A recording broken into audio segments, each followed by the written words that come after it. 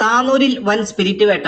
ദേവദാർ പാലത്തിന് സമീപത്ത് വെച്ചാണ് ലോറിയിൽ കടത്തുകയായിരുന്ന 10,000 ലിറ്റർ സ്പിരിറ്റ് എക്സൈസ് പിടികൂടിയത്. ചാവക്കാട് സ്വദേശികളായ ഡ്രൈവർ സജീവ്, ക്ലീനർ മനോജ് എന്നിവരെ കസ്റ്റഡിയിലെടുത്തു. 2 ദിവസം മുൻപ് സ്പിരിറ്റ് കടത്ത് സംബന്ധിച്ച സൂചനകൾ എക്സൈസിന് ലഭിച്ചിരുന്നു. ഗോവയിൽ നിന്നും തൃശൂരിലേക്ക് കൊണ്ടുപോയ സ്പിരിറ്റ് 2 ദിവസമായി പിന്തുടർന്നാണ് എക്സൈസ് പിടികൂടിയത്. പിടിയിലായ പ്രതികളെ വിശദമായി ചോദ്യം ചെയ്തു വരികയാണ്. 300 ക്യാനുകളിൽ നിറച്ച നിലയിലായിരുന്നു സ്പിരിറ്റ് കടത്തിയത്. ക്യാനുകൾക്ക് മുകളിൽ പലകകൾ നിരത്തി മൈദച്ചാക്കുകൾ വെച്ചായിരുന്നു സ്പിരിറ്റ് കടത്താൻ ശ്രമിച്ചത്.